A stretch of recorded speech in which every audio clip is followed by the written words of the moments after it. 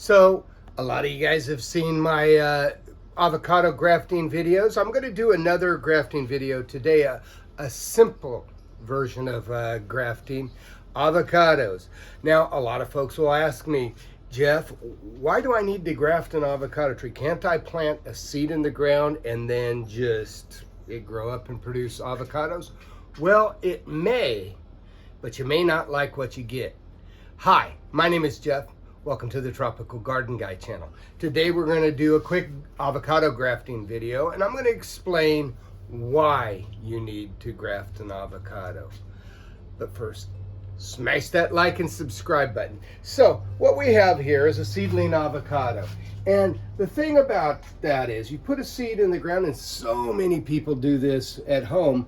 They will, they'll just grab a pit from the store-bought fruit, stick it in some water, get it going, and grows out really nice, assuming that you live in, say, a zone 9, USDA zone 9 or higher, maybe zone 8B with some serious protection. You can grow an avocado tree, but will it produce fruit? Now, the thing is, you really want to graft your trees, and that is, you're taking budwood from a tree that is known to produce good quality fruit, fruit that you like. For example, if you have a seedling Hass, that's not going to produce Hass fruit. That'll produce, if it produces anything 10 years down the road, it may just be a fruit with skin and a seed in it. That's about it. So yeah, you want to graft, and you want to graft things that you like, what varieties that you like. In our area, Mexicola Grande is a really popular variety. It's cold hardy, produces fruit quickly the first year that that it flowers and sets fruit. So that's usually what I use for seedlings whenever I graft other varieties onto it.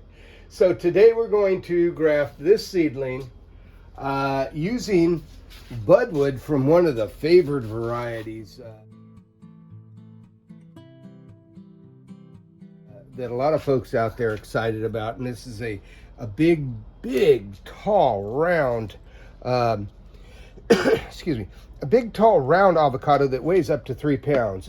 Some people call it the Bay Area Giant. I personally call it Gigante. Other people have other names for it. I think there's a fellow YouTuber out there that's eventually going to want to, he's going to eventually want to sell these things, so I'll let you get a hold of him. He's out there on YouTube.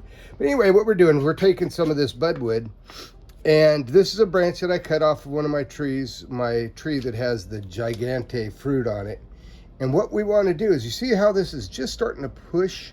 These are all new buds. That tells me that the tree has the right hormones and gibberellins and all that stuff to get going. So what we want to do is we want to take this budwood and put it onto this seedling.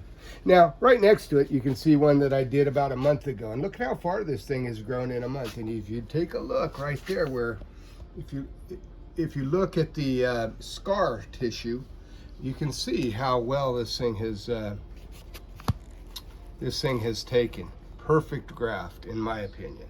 So we're going to try that again here.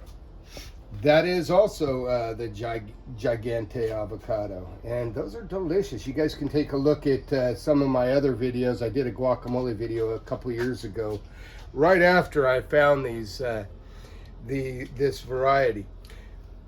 I didn't discover it. Another YouTuber did.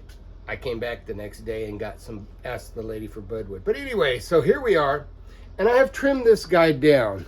Now, this piece on top usually is a little too far gone, so I'm going to cut that part off the very tip. But as you can see, it's got lots of little buds. So what I'm going to do is I'm going to prune that down. I'm going to kind of cut that down to a very sharp point in a wedge. And this is called, some people call it wedge grafting. That's what I call it. Some people call it cleft grafting. But what you want to do is you want to expose the cambium layers. And a razor knife, while dangerous, is pretty much the easiest way, I've used grafting knife and razor knives, but what you want to do is expose the cambium layers on the budwood so that they graft onto, we're almost there. I like to do it in one big swoop, but I'm not quite there. There you go. You can see that wedge. Isn't that a beautiful wedge? So now what we got to do is we got to find a spot in this seedling avocado. And this seedling avocado is only 1 year old. It was from budwood from last year's. So we want to find a spot that is close as possible. I think it's going to be right about here. And you really want to go as far down as you possibly can too. So let's take a look. Let's see. The budwood is a little thicker than the rootstock. So I'm going to go a little lower where it's a little thicker. There we go. Now, as you can see, that's lined up. So then what we do, I usually do this first because it's so hot here in Modesto, California, Zone 9B, that it dries everything out. So I've got this guy. He's all prepped and ready to go. Just need to put the Parafilm M budding tape. This is scientific budding tape, but I love it because you can see you pull it tight, and the buds, whenever they start growing, believe it or not, as tender as they are, they will push through this. They will push through this. So what I'm going to do is I'm going to cut this guy right down the middle, make a slice so that we can match the cambium layers of the budwood or the bud stick with the cambium layers of this rootstock or seedling. So you see we made a little slice. Let me see if I can get that open and get that in there with that. I'm going to have to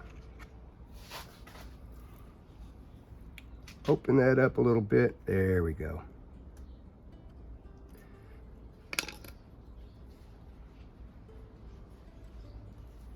So then what I do is I take the rest of this budding tape, pull it out slightly. We're trying not to move the we're not trying to move the bud stick that's in there, if all possible, because you really want it to stay in one place. And what I do is I pull this around, and then you wrap the Parafilm M into a thick, dense rope. I usually put a rubber band around it at this point, but that's pretty much it. I think that's good. So then what we do is we will mark it with a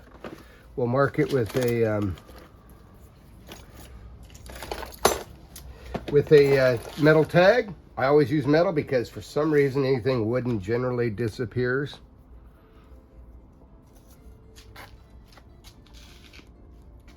And in about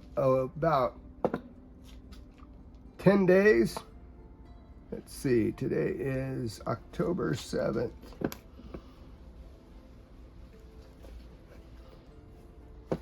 And that's pretty much it. So if you like this channel, if you like growing exotic tropical fruit trees and their propagation, such as avocados, mangoes, pineapple, lychee, longhorns, you name it, I grow it here in Modesto, California, Zone 9B.